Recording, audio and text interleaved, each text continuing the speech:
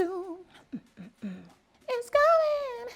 Pride is coming soon. And we need to avoid rainbow washing.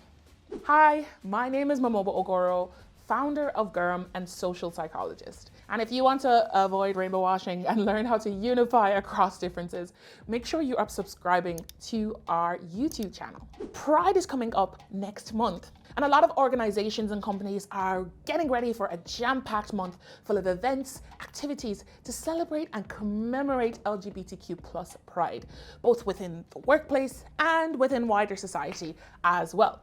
But the thing is, when we're commemorating Pride in the month of June, some of us only commemorate or only celebrate Pride in June. So this can come off as what we call rainbow washing. What exactly that is? Let me explain.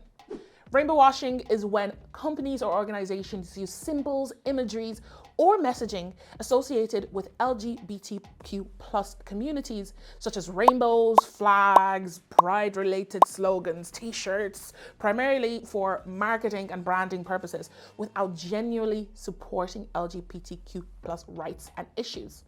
It's essentially a form of superficial and insincere support where companies often capitalize on the visibility of the popularity of Pride without taking meaningful action to promote equality and inclusion with the communities at hand. And this meaningful interaction can take place both within the organizations by way of internal practices and policies, but also externally by supporting the human rights of people in LGBTQ plus communities as well. So let's talk about how we can avoid risking being seen as rainbow washers within our organization. Number one, be an LGBTQ plus open employer throughout the year. It's just like the saying goes, charity begins at home. It's not enough for organizations just to throw up a pride flag throughout the month of June or dust it off that old Lucky Pride logo, throw that up onto social. It's important for organizations to understand that pride is throughout the years. And companies need to not just interrogate and have these conversations in June, but they need to interrogate how their internal systems, cultures, policies, and practices affect those in LGBTQ plus communities and affect particularly their employees in LGBTQ plus communities. For example, this could be looking into how parental leave affects queer parents in their journey as becoming parents as well, and looking into the policies particularly within your organization.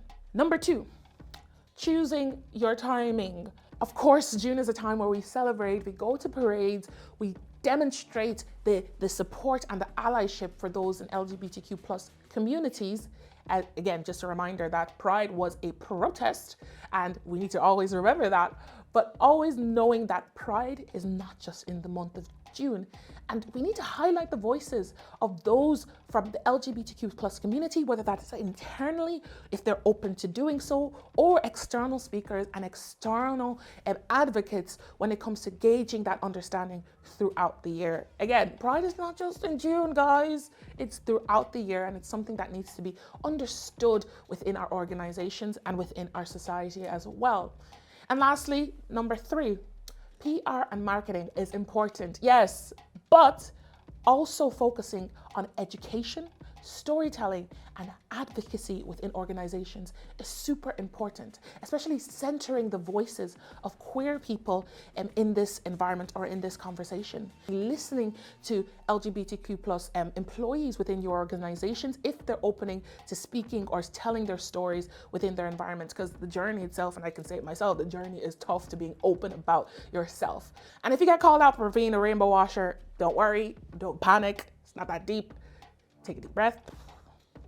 Ask that individual where they saw it, listen, take on their feedback, and create actionable steps. Apologize as well, because sometimes those communities are just seeing it as, okay, they're just using our community to do whatever, but actually take accountable steps to moving forward and creating adequate support for these communities and adequate understanding within your environment too. It's easy to throw up a poster, easy to change the logo, easy to throw out some LGBTQ plus merch here and there. We do love merch though. We know that these are important, those are easy, and they're things that we can do. But let's not forget that pride is something beyond these superficial, something beyond these external things. And it's something that is really important to those in LGBTQ plus communities. Remember, pride was a protest. And that protest has manifested and evolved into what pride is today. So let's not forget the voices that were and continue to advocate for LGBTQ plus rights and LGBTQ plus liberation across the world. Because remember, there are many countries in this world that still today, it is illegal to be yourself. It is illegal to actually express who you are and who you could be in any environment. Let's not rainbow wash this year.